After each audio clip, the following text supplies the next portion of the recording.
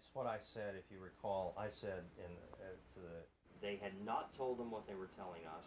They would not have told them what they over an extended interview period because they were. Oh well, it's not my judgment. Look, Secretary Rumsfeld still maintains hope.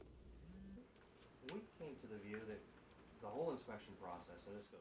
The search is still going on. I think more resources ought to be made to the search. I think the most interesting question is not whether there is WMD. It really relates to foreign procurement and all.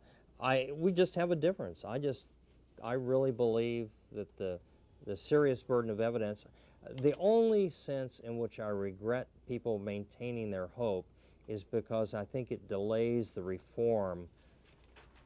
Sometimes, and it's not common in this city, you are better off if you acknowledge error and say we've learned from it and we move ahead. And let me give you an example of that. My judgment was that Iraq was becoming far more dangerous than we thought.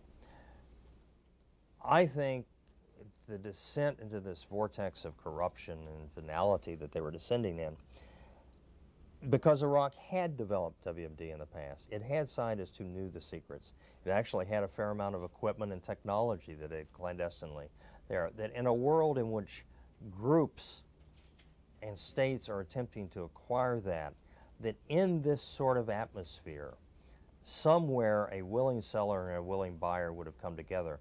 And I do not believe that we have the intelligence capability now, and I'm not sure we ever will, to detect that sort of cell. And the proof is A.Q. Khan. Apparently we didn't detect A.Q. Khan until after he'd set up production facilities in Malaysia, sent multiple shiploads of equipment to Libya. The larger, earlier stuff he had done vis-a-vis the North Koreans and Iranians and all, we detected it after the fact, not before the fact. I think the president has done something that's far better than Tony Blair. Tony Blair, in setting up his inquiry, very narrowly drew it, if you read the term as a reference, to Iraq, just Iraq.